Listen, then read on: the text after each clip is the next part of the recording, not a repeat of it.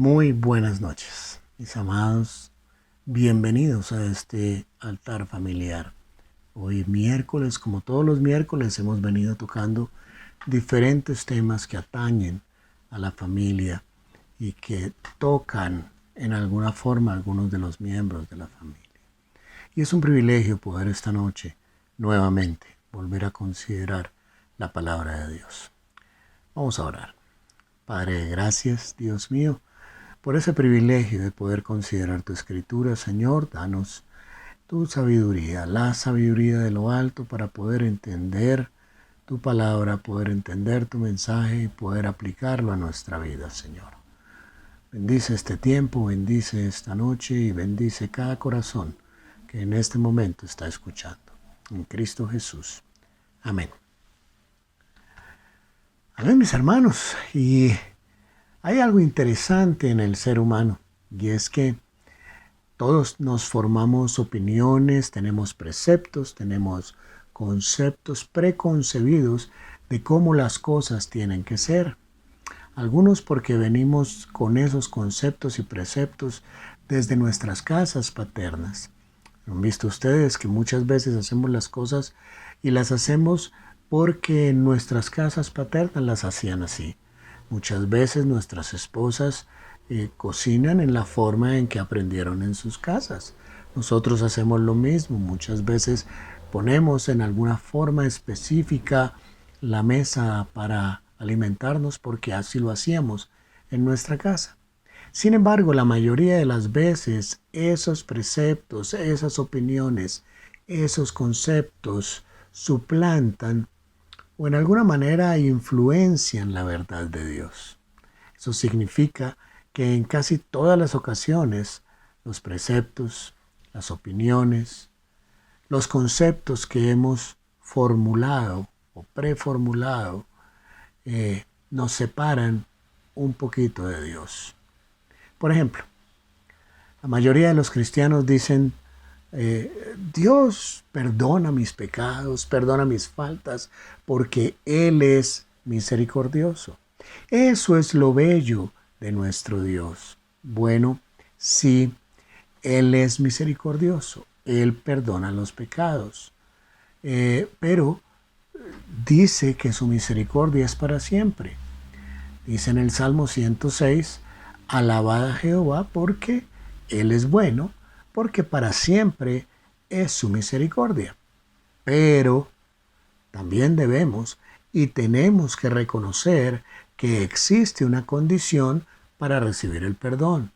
Nosotros tenemos la idea preconcebida de que Él nos tiene que perdonar, porque Él es bueno, y como Él es bueno, entonces Él me perdona. Y como Él me perdona, entonces no tengo mucho lío con el tema del pecado. Y esa es una imagen preconcebida, porque la condición que existe para recibir perdón es que debe haber un arrepentimiento genuino. Y es por esa misma razón que no podemos usar la gracia y la misericordia para continuar en una vida de pecado.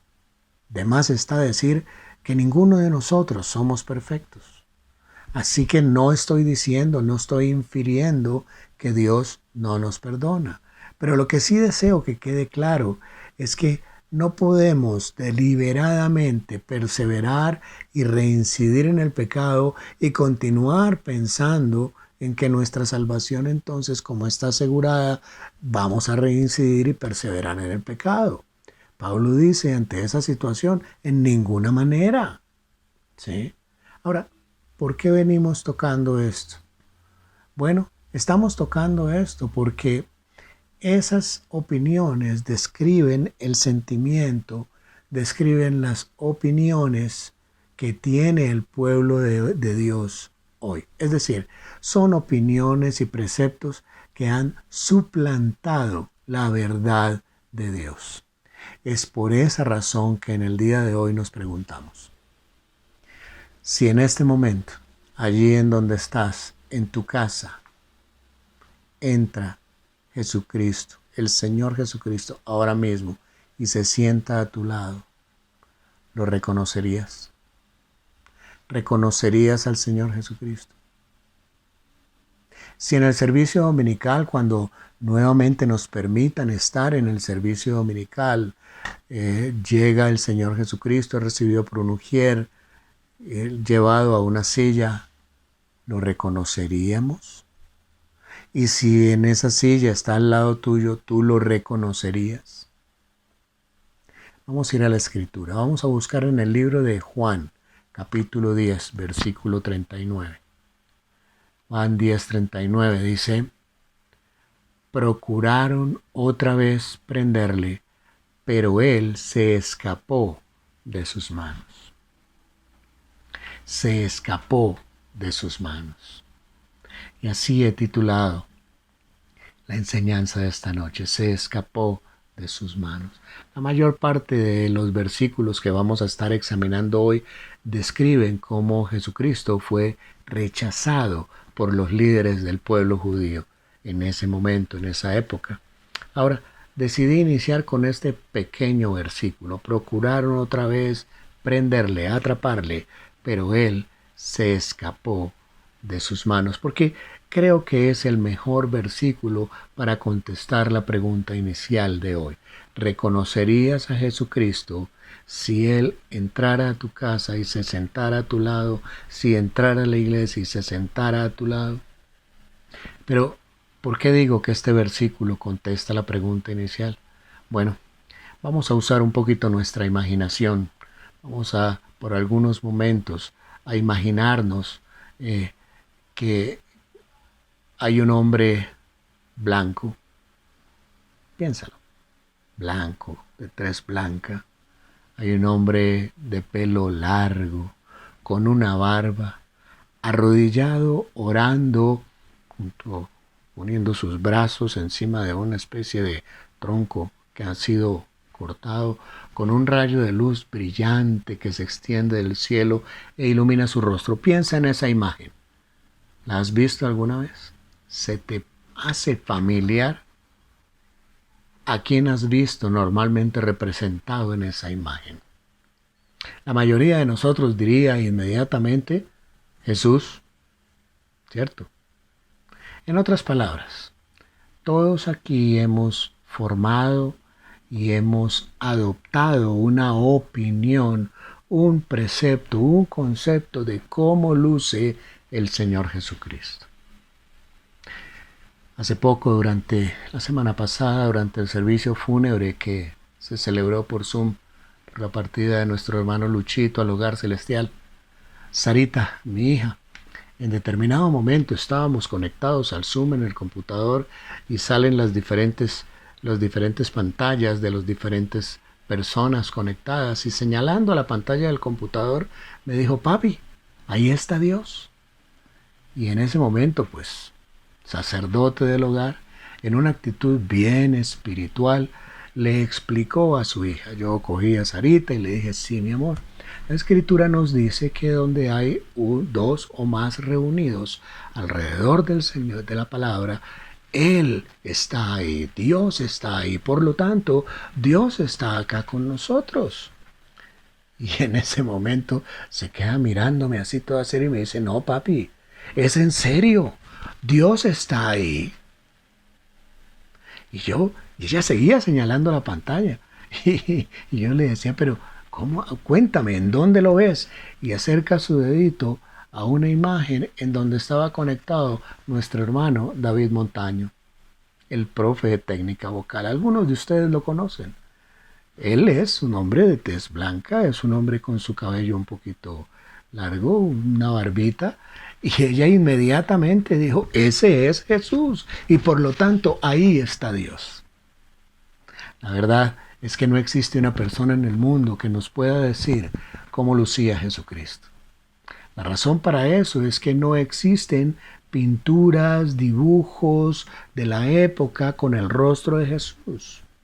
La mayor parte, si no todos, hemos aprendido a identificar a Jesucristo basado en interpretaciones artísticas, y esas interpretaciones, la verdad, están muy, pero muy equivocadas. Y una de las razones por las cuales están muy equivocadas es porque Jesucristo muy seguramente ni tenía la tez blanca, ni tenía el pelo largo. Ahora, en cuanto al cabello del Señor, hay un gran dilema entre los eruditos. Algunos declaran que Jesucristo era nazareno. Bueno, en realidad nació en Belén. La mayor parte de su vida la vivió en Nazaret. Ahora, que es que él hizo voto de Nazareo y ese voto prohibía que se cortase el cabello. Ahora, la verdad es que ninguna parte de la escritura nos indica que Jesucristo hizo voto de Nazareo. Y en últimas, una cosa es ser nazareno de Nazaret y otra nazareo de voto. ¿Cuáles eran los votos del nazareato? Lo podemos encontrar muy fácilmente en la escritura, en el libro de Números, capítulo 6, del versículo 1 al 21. Léelo, Números 6, del 1 al 21. Ahí te resume cuáles eran los votos de los nazareos. Ahora, Jesucristo no era nazareo. Y no era nazareo por varias razones. Y una de las principales razones es que a los nazareos no se les permitía tocar ningún fruto de las viñas, de uvas, de pasas, jugo, vino, etc. No se les permitía tocar cadáver. Y Jesucristo hizo ambos. Tocó y tomó fruto de la vid. En la última cena lo hizo y tocó un cadáver cuando resucitó a una niña de un publicano. Entonces podemos decir confiadamente que Jesucristo no había hecho voto de nazareo. Y si Jesús no hizo voto de nazareo, significa que lució igual a aquellos que lo rodeaban. Es decir, no tenía el cabello largo. ¿Sí?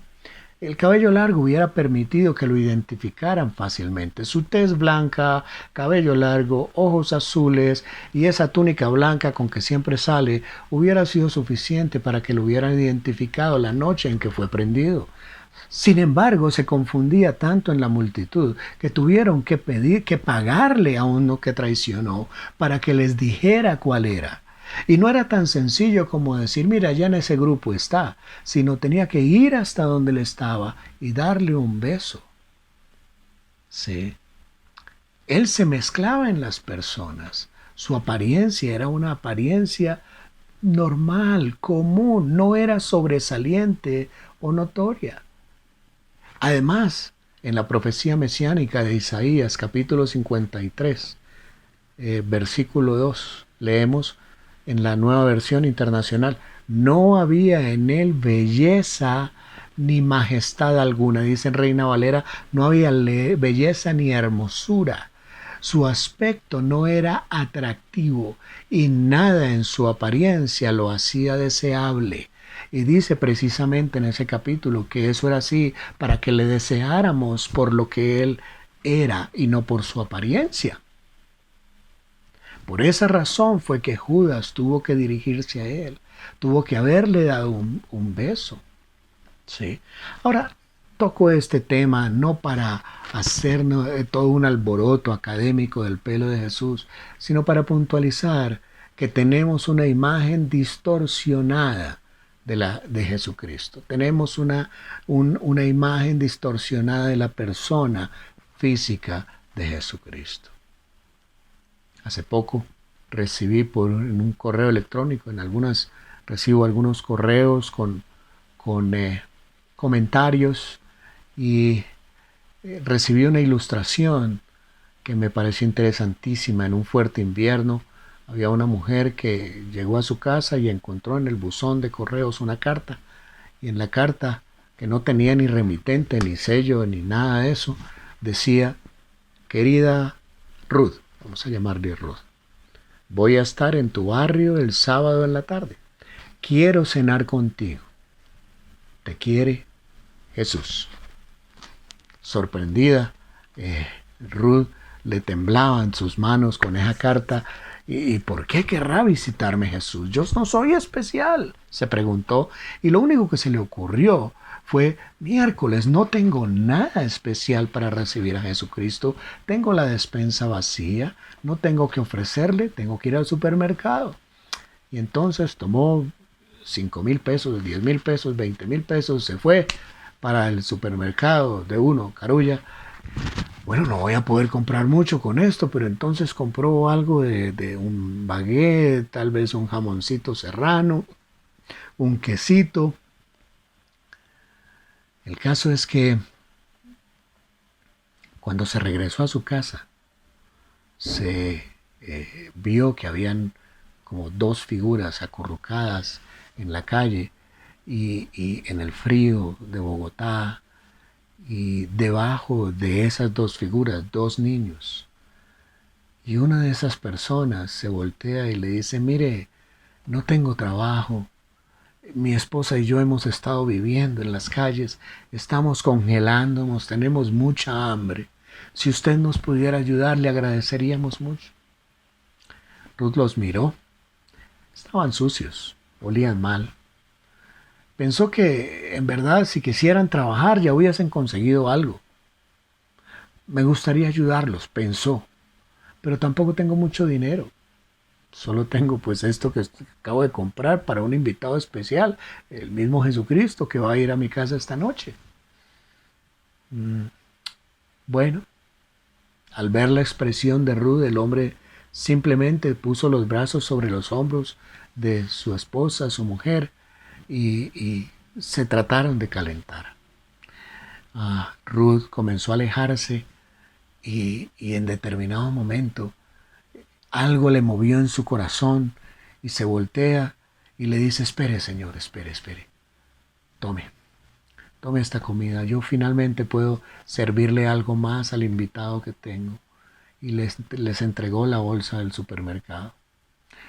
Muchas gracias, le dijo a la mujer. Ruth pudo ver su rostro temblando y entonces le dijo, ¿sabe?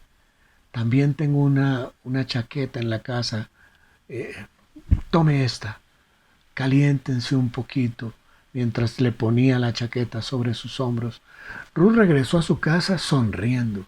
Regresó sin chaqueta, regresó con frío, regresó sin comida que ofrecer a su invitado.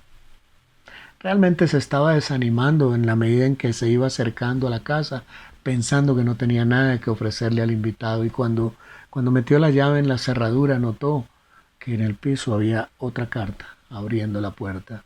Dice, qué raro, si yo ya había recogido el correo. Y tomó la carta y la leyó. Querida Ruth, amada Ruth, estimada Ruth, fue muy agradable verte de nuevo. Gracias por la comida y gracias por el abrigo. Te quiere Jesús. Autor desconocido. Mis hermanos, en este mundo apresurado de bullicio en que vivimos, en ocasiones se nos hace fácil perder de vista a Jesús. En ocasiones se nos pierde en medio de la multitud y por ende no nos damos cuenta cuando nos visita. ¿Y por qué sucede esto? Bueno, eso es algo que sucede porque todos tenemos diferentes nociones de cómo Dios se manifiesta.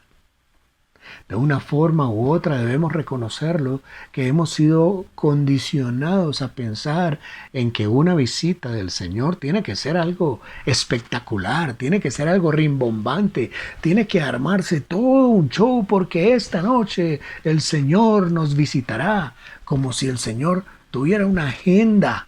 Dijera, esta noche voy a ir a tal iglesia, esta noche voy a ir a tal iglesia, esta noche voy a ir allá. Esta noche es noche de milagros, allí voy a estar. Esta noche programaron noche de profecía allí, entonces voy a ir. No. Hollywood nos ha enseñado que las visitas de Dios siempre vienen acompañadas de truenos, de relámpagos, de trompetas, de milagros y de tantas cosas. De una forma u otra, la mayoría de los creyentes están convencidos que una visita de Dios tiene que estar acompañada de prodigios y milagros. Ahora, aunque Dios, si desea, puede manifestarse de esa manera, normalmente no lo hace así. Y es exactamente por esa razón que cuando los líderes religiosos de ese entonces trataron de prender a Jesús, trataron de atrapar a Jesús, Él se escapó de sus manos. La pregunta que nos queda es, ¿cómo podemos evitar que Jesús se nos pierda de vista entre la multitud, entre el bullicio de este mundo? ¿Cómo podemos evitar que Jesucristo se nos pierda de nuestra atención? Fijémonos muy bien lo que estaba sucediendo en ese momento para entender la respuesta. Volvamos al pasaje de Juan. Recuerden, capítulo 10. Vamos a leer ahora el versículo 31 al 33. Encontramos que en la palabra de Dios nos dice: entonces los judíos volvieron a tomar piedras para apedrearle. Jesús le respondió: muchas buenas obras os he mostrado de mi Padre. ¿Por cuál de ellas me apedreáis? Le respondieron los judíos diciendo: por buena obra no te apedreamos, sino por la blasfemia, porque tú siendo hombre te haces Dios. Como podemos ver, ellos buscaban apedrearle porque consideraban que Jesucristo enseñaba y decía blasfemia. ¿Por qué consideraban que Jesús hablaba blasfemia? Que Jesús blasfemaba. La respuesta es fácil. Ellos pensaron que Jesús blasfemaba porque habían perdido de vista a Dios. Habían ignorado completamente la palabra de Dios. La palabra de Dios les revelaba a ellos más de 300 profecías del Señor que se habían cumplido ya en ese momento. ¿Por qué perdieron de vista entonces las profecías? Tantos estudiosos en ese momento, los fariseos que tenían en su cabeza toda la ley. ¿Por qué perdieron de vista las profecías? Ellos perdieron de vista las profecías porque, igual que muchos hoy en día, tenían nociones preconcebidas de cómo el Mesías tenía que aparentar y tenía que actuar. ¿Cómo podemos evitar entonces que lo mismo nos suceda? ¿Cómo podemos evitar que Jesús se nos pierda de vista en la multitud y el bullicio de este mundo? La respuesta tal vez la encontramos en Juan 10 del 27 al 30, mismo capítulo, unos versículos antes, cuando el Señor le contestó a los que buscaban apedrearles diciéndoles: mis ovejas oyen mi voz y yo las conozco y me siguen. Y yo les doy vida eterna, y no perecerán jamás, ni nadie las arrebatará de mi mano. Mi Padre, que me las dio, es mayor que todos, y nadie me las puede arrebatar de la mano de mi Padre. Yo y el Padre somos unos. La única manera que podemos evitar que Jesús se nos pierda de vista en la multitud, en el bullicio del mundo, es manteniéndonos alerta a su voz. De la única manera que podemos evitar que Jesús se nos pierda de vista es cuando conocemos todo lo que Dios ha hecho y está haciendo por cada uno de nosotros. De la única manera que podemos evitar que el Señor se nos pierda de vista entre la multitud, entre el bullicio del mundo, es siguiendo sus enseñanzas y aplicándolas a nuestro diario vivir. Voy a terminar haciendo una breve anécdota de mi vida. Hace un tiempo, no mucho, fui a hacer unas pocas compras a la tienda a la vuelta de la esquina en la casa de mi suegra. El lugar, una tienda de barrio, estaba más o menos lleno. El dueño, que aparentemente era el dueño, atendía con celeridad. Parecía manejar la pesa con mucha destreza. Esas pesas que despistan. ¿Por qué? Porque es que a ti te dicen: vale 1,000 pesos la libra, y cuando ponen el artículo en la pesa marcan 2,000, porque en la pesa hay que marcar el valor del kilo, no de la libra, y uno queda despistado. Y bueno, cuando el precio es 1,000 y debes marcar 2,000, uno no se confunde.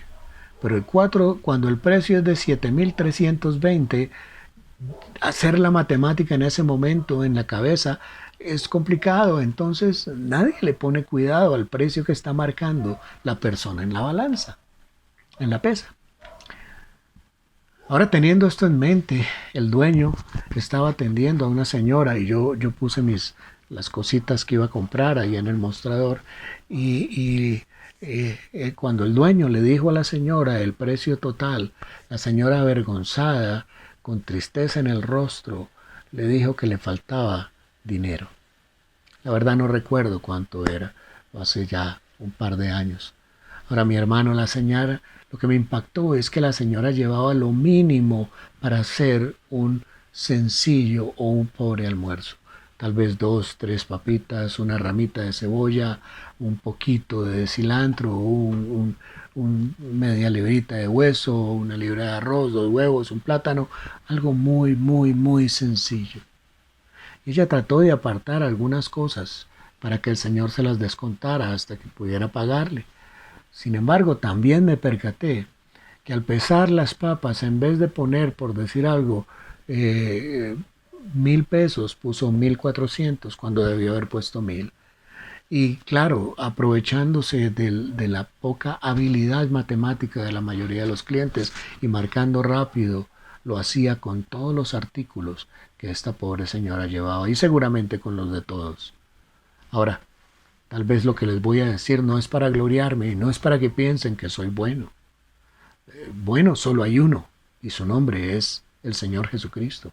Pero cuando vi que lo que estaba sucediendo, en ese momento le dije al dueño de la tienda que por favor que le recibiera el dinero, que yo le pagaba el excedente, que no le descontara nada.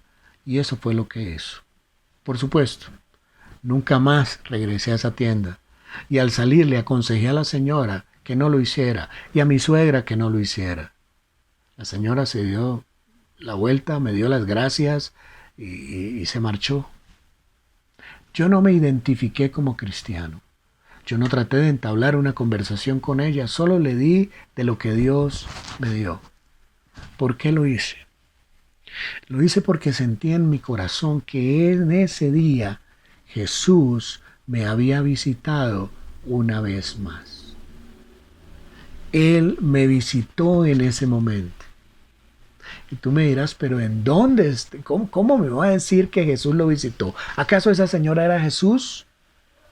Bueno, yo tengo la convicción de lo que encontramos, de lo que vemos, de lo que estudiamos en la palabra de Dios, de lo que el Dios me dice en su palabra. Y si voy a Mateo capítulo 25, versículos del 35 al 40, me dice, porque tuve hambre y me diste de comer, tuve sed y me diste de beber, fui forastero y me recogiste, estuve desnudo y me cubriste, enfermo y me visitaste, en la cárcel y viniste a mí. Entonces los justos le responderán diciendo, Señor, ¿cuándo te vimos hambriento y te sustentamos, o sediento y te dimos de beber? ¿Y cuándo te vimos forastero y te recogimos, o desnudo te cubrimos? ¿O cuándo te vimos enfermo o en la cárcel y vinimos a ti? Y respondiendo el rey les dirá, de cierto os digo, que en cuanto lo hiciste a uno de estos mis hermanos más pequeños, a mí me lo hiciste. Él nos dice que cuando lo haces con alguien, lo estás haciendo a Él mismo, al mismo Señor Jesucristo.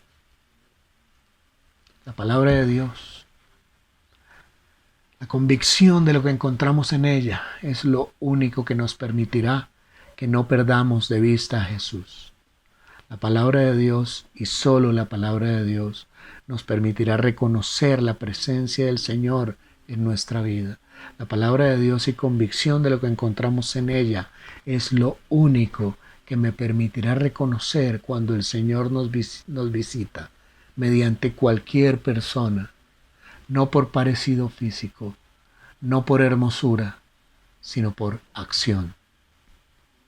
Ahora la pregunta que queda es, ¿reconocerías a Jesús si se sentara a tu lado ahora mismo? Padre hermoso, gracias Dios. Gracias mi Señor por tu palabra, gracias por tu verdad. Gracias Señor porque en tu misericordia utilizas a muchos para llevar tu evangelio, pero también bendición.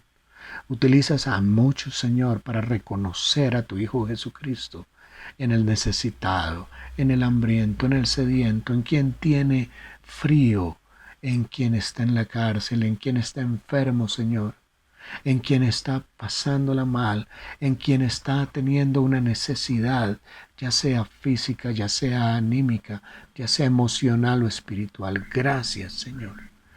Gracias, mi bendito Dios. Te clamo en el nombre de tu Hijo Jesucristo, con el poder de tu Espíritu Santo, poder reconocerle, poder identificarle, Señor, que no sea oculto a nuestros ojos, que manifieste, Señor, en cada uno alrededor esa presencia a través de cada uno, mi Señor. Gracias, mi Padre. Toma en esta noche cada ser, en cada persona que en este momento está viendo, Señor, está participando de este estudio, mi Padre, y permítenos en tu Espíritu Santo reconocer al Señor Jesucristo en cada paso que damos. Que cada vez, Señor, que se siente a nuestro lado, le podamos reconocer, mi Padre. Bendito seas, mi Señor, te lo clamamos, en ese precioso nombre del Señor Jesucristo. Amén. Amén, mis hermanos. Tengan ustedes una feliz noche.